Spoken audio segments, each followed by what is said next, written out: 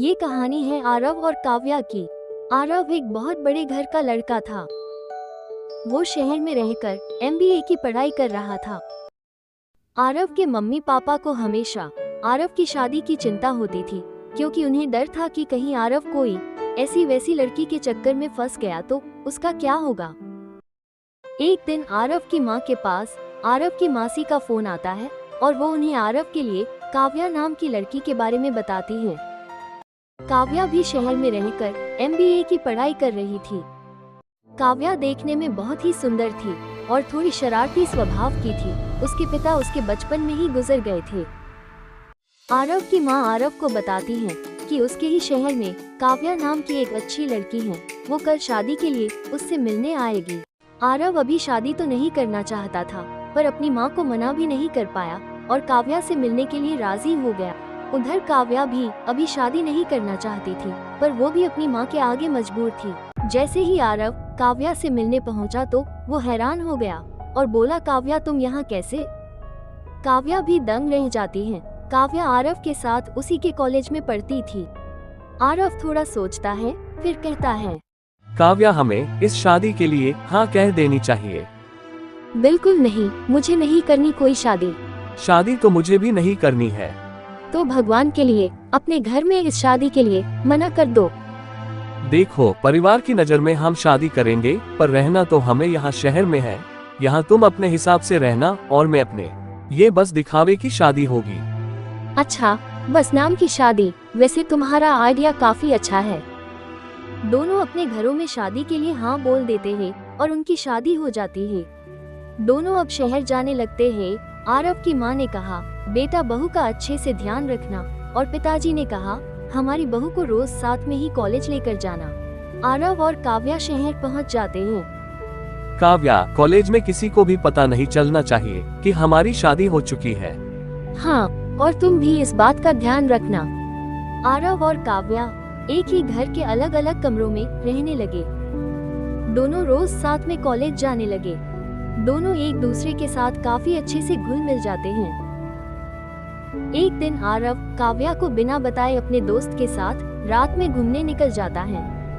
काफी देर जब आरव नहीं आता है तो काव्या उसे फोन लगाती है, पर उसका फोन नहीं लगता है।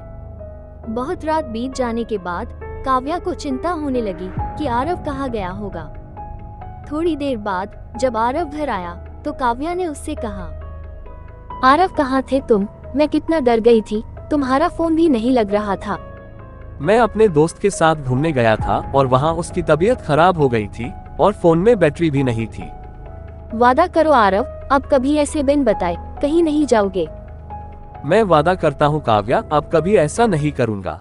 आरव काव्या का ये रूप देखकर मन ही मन उससे प्यार करने लगा।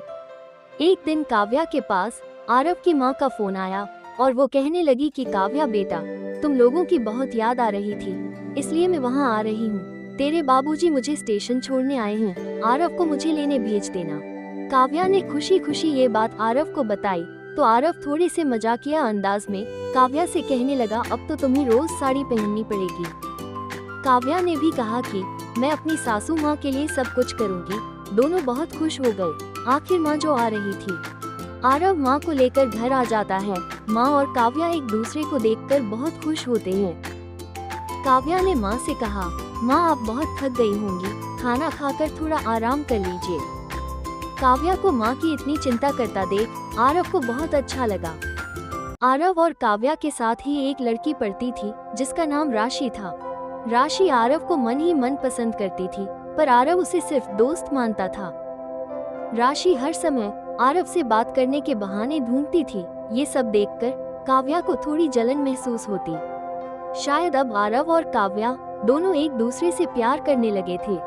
घर जाने से पहले काव्या को उसके सुहागन अवतार में देख वो समझ गई कि ये दोनों तो पति पत्नी हैं। आरव की जिंदगी में काव्या को देख वो बहुत चिढ़ गई और अगले दिन कॉलेज में वो सबको आरव और काव्या की सच्चाई बताने लगी। जैसे ही आरव और काव्या कॉलेज पहुँचे, सब उनसे उनके बारे में पूछने लगे। ये सब देखकर काव्या रोने लगी और घर चली गई। ये सब देखकर आरव को बहुत बुरा लगा। उसने राशि को बहुत भला बुरा कहा और राशि को भी अपनी गलती का एहसास हुआ। फिर आरव ने सबके सामने कहा कि हाँ, काव्या मेरी पत्नी है और मैं उससे बहुत प्यार करता हूँ और इस बात से मुझे कोई शर्म नहीं। इधर माँ कहती है, बेटा तेरे बाबूजी की तबीयत थोड़ी खराब है तो मुझे जाना होगा। ये सुनकर पहले से दुखी काव्या और दुखी हो जाती है। फिर माँ ने कहा, दुखी मत हो बेटा, मैं जल्द ही फिर से आऊंगी। माँ को स्टेशन छोड़ आरव जल्दी से घर आया और काव्या से बोला, काव्या मैं सच में तुमसे बहुत प्यार करता हूँ। भले ही हमारी शादी बस नाम के लिए थी, पर धीरे धीरे मेरा दिल कब तुम्हारा हो गया मुझे पता ही नहीं चला। I love you Kavya. और कॉलेज में भी सबने हमारे रिश्ते को बहुत खुशी से स्वीकार कर लिया। आरव की दिल की बात सुनकर काव्या भी अपने आप को रोक नहीं पाई और बोली, आरव मैं भी तुमसे बहुत प्यार करती हूँ, पता ही नहीं चला कब तुम मेरे दिल के इतने करीब आ गए। इतने में काव्या के पास राशि का कॉल आया। उसने अपनी गलती की काव्या से माफी मांगी और काव्या ने उसे माफ कर दिया। आरव ने काव्या से मजाकिया अंदाज में पूछा, कल से कॉलेज चलोगी ना? अभी हमारी पढ़ाई बाकी है। काव्या ने भी शरारती अंदाज में कहा, बिल्कुल चलूंगी, मेरे लिए पढ़ाई से ज्यादा जरूरी कुछ भी नहीं। तुम भी नहीं। दोनों मन ही मन मुस्कुराने लगे। काव्या को भी अब अपनी शादी को लेकर कोई झिझक नहीं थी और वो दोनों पहले की तरह रोज कॉलेज जाने लगे। दोस्तों, ये कहानी हमें सिखाती है कि रिश्तों में अगर प्यार हो तो उनको कभी किसी की नजर नहीं लग सकती।